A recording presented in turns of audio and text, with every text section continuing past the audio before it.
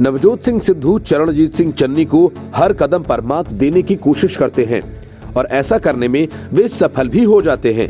सिद्धू ने हालात ऐसे बना दिए कि सीएम चन्नी अपनी मर्जी से सरकारी विज्ञापनों के स्लोगन तक नहीं लगा सकते।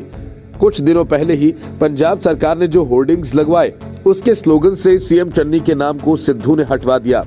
मतलब कि अब किसी सरकारी विज्ञापन में सीएम चन्नी की जगह पंजाब सरकार होगा। सिद्धू ने सीएम चन्नी को इशारों में कमजोर कहा था। तब सीएम ने इशारों में स्लोगन सुनकर उन्हें जवाब दिया था कि बेअदबी और ड्रग्स के मामले ऐसे हल करूंगा कि हर घर में सीएम चन्नी के मामले हल करने की बात चलेगी। कैप्टन अमरिंदर सिंह को सीएम की कुर्सी से हटाने के बाद चन्नी सीएम बनाए गए। इसके बाद पंजाब में शहरों से लेकर ऑनलाइन भी घर घर विच चली गल, मुख्यमंत्री चन्नी करदा मसले हल का स्लोगन दिया गया था। हालांकि अब इसमें मुख्यमंत्री चन्नी को हटाकर पंजाब सरकार कर दिया गया है। ऑनलाइन भी इस स्लोगन से सीएम का नाम हटा दिया गया। माना जा रहा है कि कैप्टन अमरिंदर सिंह के वक्त पंजाब में पार्टी उनके चेहरे के पीछे छिप गई थी। उन्हीं के नाम पर 2017 में coffee with captain, Punjab the captain जैसे स्लोगन्स तैयार किए गए। जब कैप्टन के खिलाफ बगावत हुई तो फिर पंजाब द कैप्टन एक ही हुंदा और कैप्टन दोबारा जैसे स्लोगन्स बन गए। यही वजह है कि कांग्रेस के भीतर कैप्टन के कद का कोई चेहरा नहीं बन सका। कैप्टन गए तो सीएम चन्नी भी इसी राह पर चल पड़े। उनके नाम से भी स्लोगन बनवा दिए गए। कुछ दिन पहले सिद्धू ने बेअदबी, ड्रग्स जैसे मामलों पर इशारों ही इशारों में चन्नी को कमजोर बता दिया। तब चन्नी ने कहा था कि वे सब मसले हल करेंगे। इसके बाद घर घर में बात चलेगी कि चन्नी मसले हल करते हैं। यही बात सिद्धू खेमे को खटक गई। सूत्रों का कहना है कि सिद्धू खेमे ने इसका विरोध किया। ये इसलिए अहम है कि अगले चुनाव के बाद सिद्धू भी सीएम की कुर्सी के दावेदार बने हुए हैं। ऐसे में सरकार का सिर्फ सीएम चेहरा तक सीमित रहना चन्नी की पॉपुलैरिटी बढ़ाएगा, वहीं पार्टी का कद भी कम होगा। इसका सबसे ज्यादा असर नवजोत सिंह सिद्धू पर ही पड़ेगा, क्योंकि बयान हो या कद, वे कहीं भी सीएम चन्नी से छोटा नहीं होना चाहते। कांग्रेस की इस भीतरी सियासत पर तंज कसने के विरोधी भी पीछे नहीं रहे। अकाली दल के प्रवक्ता डॉक्टर दलजीत चीमा ने कहा कि कांग्रेस में एंटी चन्नी लॉबी सरकारी विज्ञापनों से उनका नाम हटवाने में कामयाब रही। Report, news of India. Hindutva को लेकर की गई टिप्पणी के बाद सलमान खुर्शीद चौतरफा घिर गए हैं। विपक्ष में बीजेपी ही नहीं बल्कि कांग्रेस में भी उनके खिलाफ आवाजें उठी, लेकिन बाद में राहुल गांधी ने ही हिंदू और हिंदुत्व को न सिर्फ अलग बता दिया बल्कि हिंदुत्व की अपनी सियासत के हिसाब से व्याख्या भी कर डाली, जिसमें ये तो साफ हो गया कि कांग्रेस की सियासत हिंदुत्व के खिलाफ ही चलती रहेगी। यही वजह है कि हिंदुत्व पर दिए गए अपने बयान पर सलमान खुर्शीद ने सफाई तो दी, लेकिन गुलाम नबी आजाद से उनकी ठन गई। गुलाम नबी आजाद के बयान को लेकर खुर्शीद ने कहा कि आजाद जी जब स्टेटमेंट जारी करते थे तो ग्रुप 23 हुआ करता था, आज G1 है। इसका मतलब वह अकेले पड़ गए हैं। बाकी लोग कहां गए? वह मेरे साथी और मेरे सीनियर नेता हैं। उन्होंने जो कहा मैं उसका सम्मान करता हूं। आजाद ने कहा था कि हिंदुत्व की जिहादी इस्लाम से तुलना करना गलत है। हम भले ही राजनीतिक विचारधारा के तौर पर हिंदुत्व से असहमत हों, लेकिन उसे ISIS और जिहादी इस्लाम से जोड़ना गलत है। सलमान खुर्शीद ने साफ कहा कि मैं और मेरी पार्टी एक है। जो मेरी पार्टी चाहती है, करती है, कहती है, उससे मैं पूरी तरह से सहमत हूँ। मैं पार्टी से अलग नहीं हो सकता और ना ही पार्टी से अलग कोई बात कह सकता हूँ। मैंने किताब में कोशिश की कि जो मेरी पार्टी कहती है और सोचती है उसी का मैं यहाँ उल्लेख करूँ। उन्होंने कहा कि अगर कांग्रेस कहेगी ये न कहो तो मैं नहीं कहूँगा, लेकिन पार्टी ने तो इसका समर्थन किया है। राहुल गांधी ने कहा है कि अगर हिंदू और हिंदुत्व अलग अलग नहीं है तो फिर इनके दो नाम क्यों हैं? मैंने अपनी किताब में हिंदुत्व की तारीफ की है, इसे बढ़ाना चाहिए, स्वीकार करना चाहिए। सलमान खुर्शीद ने कहा कि मैंने हिंदुत्व को कभी आतंकी संगठन नहीं कहा। मैंने इस किताब को लिखने के लिए सुप्रीम कोर्ट के आदेश का इंतजार किया। सलमान खुर्शीद ने कहा कि मैंने किताब में लिखा कि जो लोग हिंदू धर्म का दुरुपयोग करते हैं वह ISIS और बोको हरम का समर्थन करते हैं। मेरी किताब में आतंकी शब्द ही नहीं है। उन्होंने कहा कि मैं किताब में लोगों को जोड़ना चाहता हूँ। मेरी किताब में महात्मा गांधी का जिक्र है, राम का जिक्र है। किताब में हिंदुत्व की तुलना ISIS और बोको हरम जैसे आतंकी संगठनों से करते हुए सलमान खुर्शीद ने कहा कि हिंदुत्व साधु संतों के सनातन और प्राचीन हिंदू धर्म को किनारे लगा रहा है, जो कि हर तरीके से ISIS और बोको हरम जैसे जिहादी इस्लामी संगठनों जैसा है। Bureau report, news of India. Punjab की सियासत में सोनू सूद की एंट्री होने वाली है।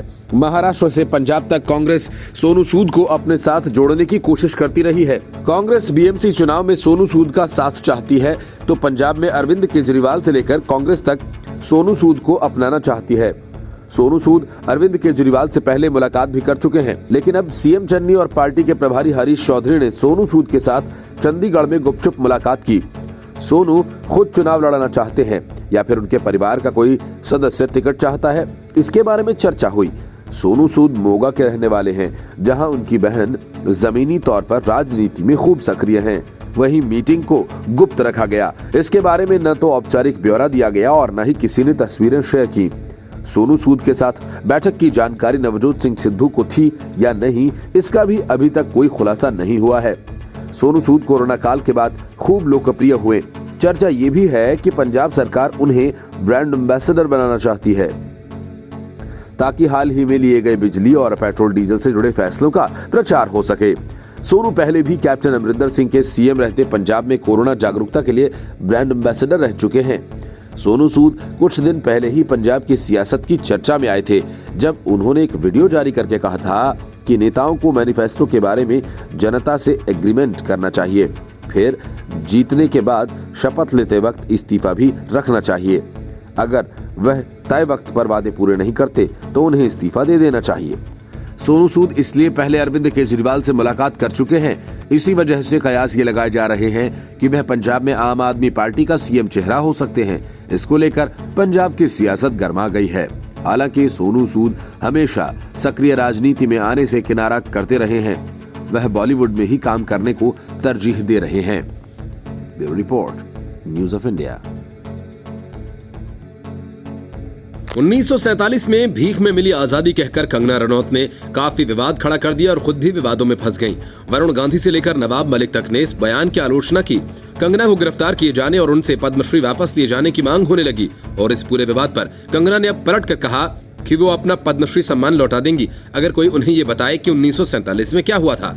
कंगना ने कहा था कि भारत को असल आजादी 2014 में मिली, जब नरेंद्र मोदी की अगुवाई में बीजेपी की सरकार सत्ता में आई। कंगना ने यह भी कहा था कि 1947 में मिली आजादी भीख में मिली थी। कंगना ने अपने बयान को लेकर इंस्टाग्राम पर स्टोरी पर लिखा कि सारी बातें साफ तौर पर कह दी गई थी कि 1857 में आजादी के लिए पहली संगठित लड़ाई लड़ी गई।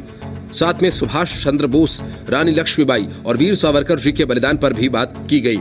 1857 का मुझे पता है, लेकिन 1947 में कौन सी लड़ाई लड़ी गई इसकी मुझे जानकारी नहीं है। अगर कोई मेरी इस बात पर जानकारी बढ़ाए तो मैं अपना पद्मश्री अवार्ड वापस करके माफी मांग लूंगी। कृपया मेरी मदद करें। कंगना ने आगे लिखा कि मैंने रानी लक्ष्मीबाई जैसी शहीद पर बनी फीचर फिल्म में काम किया। 1857 की पहली आजादी की लड़ाई पर काफी रिसर्च किया गया। राष्ट्रवाद के साथ दक्षिण पंथ का भी उभार हुआ, लेकिन ये अचानक खत्म कैसे हो गया? और गांधी ने भगत सिंह को क्यों मरने दिया? आखिर क्यों सुभाष चंद्र बोस की हत्या हुई और उन्हें कभी गांधी जी का सपोर्ट क्यों नहीं मिला? आखिर क्यों बंटवारे की रेखा एक अंग्रेज के द्वारा खींची गई? आजादी की खुशियां मनाने के बजाय भारतीय एक दूसरे को मार रहे थे। मुझे ऐसे कुछ सवालों के जवाब चाहिए जिसके लिए मुझे मदद की जरूरत है। कंगना ने कहा कि वह अपने बयान पर नतीजे भुगतने को भी तैयार हैं। उन्होंने लिखा कि जहां तक 2014 में मिली आजादी की बात है, तो मैं खास तौर पर कहती हूं कि भले ही हमारे पास दिखाने के लिए आजादी थी, लेकिन भारत की चेतना और विवेक को आजादी 2014 में ही मिली। एक मृत सभ्यता को जान मिली और उसने अपने पंख फैलाए और अब ये जोरदार तरीके से दहाड़ रही है। आज पहली बार लोग इंग्लिश नहीं बोलने या छोटे शहर से आने पर मेड इन इंडिया प्रोडक्ट बनाने के लिए हमारी बेइज्जती नहीं कर सकते। उस इंटरव्यू में सब कुछ साफ किया गया, लेकिन जो चोर हैं उनकी तो जलेगी, कोई बुझा नहीं सकता। कंगना के बयान के बाद कांग्रेस, आम आदमी पार्टी, शिवसेना, एनसीपी सभी ने तीखी प्रतिक्रिया दी और आम आदमी पार्टी ने कंगना के खिलाफ देशद्रोह का मामला दर्ज किए जाने की मांग की है। बीजेपी सांसद वरुण गांधी ने भी कंगना के बयान की आलोचना करते हुए इसकी तुलना देशद्रोह से की थी। 26 जनवरी के दिन लाल किला सहित पूरी दिल्ली की सड़कों पर उत्पात मचाने वाले लोगों पर कांग्रेस मेहरबान हो गई है। पंजाब विधानसभा चुनावों के ठीक पहले वोट के लिए चन्नी सरकार लाल किले पर तोड़फोड़ मचाने और हिंसा करने के आरोप में गिरफ्तार किए गए लोगों को 2-2 लाख का मुआवजा देने जा रही है। इतना ही नहीं, पंजाब सरकार किसान आंदोलन के दौरान मारे गए लोगों के परिजनों को भी 5-5 लाख रुपए और परिवार के किसी एक सदस्य को सरकारी नौकरी भी देगी। लाल किला मामले पर 83 लोगों को गिरफ्तार किया गया। अब उन सबको 2-2 लाख रुपए दिए जाएंगे। इस बात का ऐलान सीएम चन्नी ने किया। मतलब साफ है कि वोट बैंक के चक्कर में कांग्रेस उन लोगों को एक तरह से उकसा रही है कि जो भी करो, जितना तोड़फोड़ मचाना है मचाओ, हम तुम्हारे साथ हैं। सवाल यह है कि लाल किले पर गणतंत्र दिवस के दिन तिरंगे के अपमान करने वाले लोगों को स्वीकार किया जा सकता है, लेकिन चन्नी की इस घोषणा के बाद साफ है कि लाल किले पर जो कुछ हुआ कांग्रेस उसे सही मानती है। चरणजीत सिंह चन्नी ने कहा कि काले कृषि कानूनों के खिलाफ चल रहे किसान आंदोलन को मेरी सरकार का पूरा समर्थन है। हमने 26 जनवरी को ट्रैक्टर रैली की वजह से दिल्ली पुलिस द्वारा गिरफ्तार किए गए सभी 83 लोगों को 2 लाख रुपए का मुआवजा देने का फैसला किया। इसको लेकर भाजपा किसान मोर्चा ने पंजाब सरकार पर हमला बोला है। मोर्चा के आधिकारिक ट्विटर हैंडल से कहा गया कि कांग्रेस का हाथ उग्रवादियों के साथ। पंजाब कांग्रेस की सरकार ने राहुल गांधी के निर्देश पर लाल किला पर हमला करने वालों को 2-2 लाख रुपए देने का ऐलान किया। कांग्रेस नेता राहुल गांधी और चरणजीत सिंह चन्नी को टैग करते हुए ट्वीट में आगे लिखा कि राहुल गांधी और चरणजीत सिंह चन्नी की ओर से उग्रवादियों के लिए खास पेशकश। अगर आप लाल किले पर हमला करते हैं तो कांग्रेस आपको 2 लाख रुपए देगी। किसान संगठनों ने केंद्र के तीनों कृषि कानूनों को रद्द करने की मांग को लेकर 26 जनवरी को लाल किले तक ट्रैक्टर मार्च किया था। हजारों किसान अपने ट्रैक्टर लेकर लाल किले तक पहुंच गए थे। इस दौरान कुछ उपद्रवियों ने राष्ट्रीय ध्वज का अपमान कर धार्मिक ध्वज फहरा दिया था। इस सिलसिले में दिल्ली पुलिस ने हिंसा करने वाले 12 उपद्रवियों की तस्वीरें जारी की थीं। चिन्हित किए गए इन उपद्रवियों को हिंसा के दौरान हाथ में लाठी डंडे लिए पत्थरबाजी करते, तोड़फोड़ करते और लाल किला समेत कई जगहों पर जमकर उत्पात मचाते पुलिस वालों पर हमला करते हुए देखा गया था। Bureau report, news of India. Rahul Gandhi का दावा है कि उन्होंने सारे उपनिषद पढ़ डाले हैं। उपनिषदों को पढ़ने के बाद राहुल गांधी ने जो ज्ञान बांटा उसे सुनकर कोई भी अपना सिर पकड़ ले। असल में कांग्रेस के डिजिटल अभियान जन जागरण अभियान के शुभारंभ के अवसर पर राहुल गांधी ने वीडियो कॉन्फ्रेंसिंग के माध्यम से कार्यकर्ताओं को संबोधित किया। अपने संबोधन में उन्होंने कार्यकर्ताओं को बीजेपी पर हमला करने की सलाह देते हुए कहा कि बीजेपी हिंदुत्व की विचारधारा का पालन करती है जो हिंदू धर्म से अलग है। अपने भाषण में उन्होंने भगवान शिव के बारे में पुराणों की एक प्रसिद्ध कहानी उलट पुलट कर डाली। राहुल गांधी ने हिंदू पौराणिक कथाओं का जिक्र करते हुए कहा कि भगवान शिव ने पूरे संसार को निगल लिया था। राहुल गांधी ने अपने संबोधन का समापन करते हुए कहा कि जैसे शिवजी ने पूरे संसार को निगल लिया था, वैसे ही कांग्रेस की विचारधारा भाजपा की विचारधारा को निगल जाएगी। तुम्हें पता भी नहीं चलेगा, तुम नहीं जानोगे, और यह बीजेपी की विचारधारा मिट जाएगी।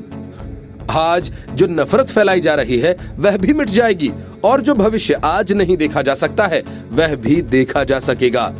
बीजेपी आईटी सेल के प्रमुख अमित मालवीय ने राहुल गांधी का वीडियो भी ट्विटर पर साझा किया, जिसमें वह यह कह रहे हैं कि शिवजी पूरे संसार को निगल जाते थे, जबकि सच तो यह है कि शिवजी ने संसार को बचाने के लिए जहर पिया था।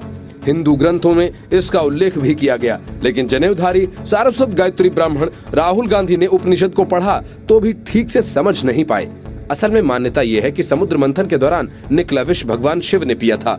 विष पीने के बाद उनका गला नीला पड़ गया था, इसलिए उन्हें भगवान नीलकंठ कहा गया। राहुल गांधी ने कहा कि हिंदुस्तान में 2 विचारधाराएं हैं, एक कांग्रेस पार्टी की विचारधारा है और एक आरएसएस की विचारधारा है, और हमें ये बात माननी पड़ेगी कि आज के हिंदुस्तान में बीजेपी आरएसएस नफरत फैला रही है।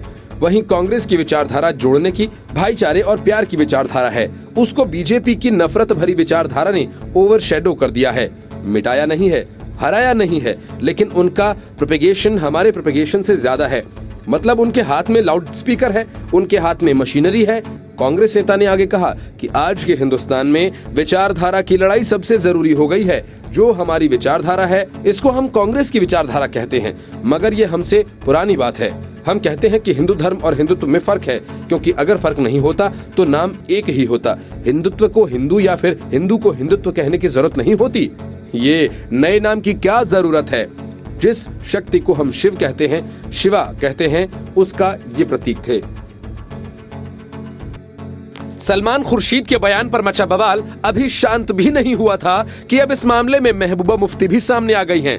सलमान खुर्शीद को राहुल गांधी के बाद अब महबूबा मुफ्ती ने भी समर्थन कर दिया है। महबूबा मुफ्ती ने सलमान खुर्शीद का समर्थन करते हुए कहा कि सांप्रदायिक संगठनों की आईएसआईएस से तुलना गलत नहीं है। महबूबा मुफ्ती ने कहा कि आरएसएस और बीजेपी ने हिंदू धर्म को हाईजैक कर लिया है। उन्होंने कहा कि सनातन धर्म हमें भाईचारे, सद्भाव की शिक्षा देता है, लेकिन बीजेपी धर्म का इस्तेमाल समुदायों के बीच में दरार पैदा करने के लिए कर रही है। मुफ्ती ने कहा कि आईएसआईएस के साथ सांप्रदायिक संगठनों की तुलना करना गलत नहीं है। अयोध्या पर लिखी किताब पर बवाल के बीच सलमान खुर्शीद का बयान आया था। उन्होंने कहा कि क्या भारत को हिंदू मुस्लिम एकता नहीं चाहिए? खुर्शीद ने सनराइज ओवर अयोध्या नाम की किताब लिखी। इस किताब पर ही सियासी बवाल मचा हुआ है, क्योंकि सलमान खुर्शीद ने अपनी किताब में हिंदुत्व पर निशाना साधा। सलमान खुर्शीद की किताब के पेज नंबर 113 का चैप्टर है सैफरन स्काई, यानी भगवा आसमान। इसमें सलमान खुर्शीद लिखते हैं कि हिंदुत्व साधु संतों के सनातन और प्राचीन हिंदू धर्म को किनारे लगा रहा है, जो कि हर तरीके से आईएसआईएस और बोको हरम जैसे जिहादी इस्लामिक संगठनों जैसा है। सलमान खुर्शीद की किताब को लेकर हिंदू सेना ने कोर्ट का रुख किया है। हिंदू सेना के अध्यक्ष विष्णु गुप्ता ने पटियाला कोर्ट से किताब के प्रकाशन, प्रसार और बिक्री पर रोक लगाने की मांग की है। हिंदू सेना का आरोप है कि किताब हिंदुओं की भावनाओं को ठेस पहुंचाती है। इससे पहले सुप्रीम कोर्ट के 2 वकीलों ने किताब को लेकर सलमान खुर्शीद के खिलाफ दिल्ली पुलिस कमिश्नर के पास शिकायत की थी। भाजपा प्रवक्ता गौरव भाटिया ने खुर्शीद की किताब को लेकर कांग्रेस पर निशाना साधा। उन्होंने कहा कि जो बातें किताब में हैं, वो केवल हिंदुओं की भावनाओं को नहीं, बल्कि भारत की आत्मा को भी गहरी ठेस पहुंचाती हैं। उन्होंने कहा कि भारत में रहकर इतना सम्मान मिलने के बाद भी कांग्रेस पार्टी ऐसा क्यों कर रही है? ये लाइन और विचार किसी एक कांग्रेसी नेता की नहीं, बल्कि ये आज कांग्रेस की विचारधारा है। Bureau report, news of India.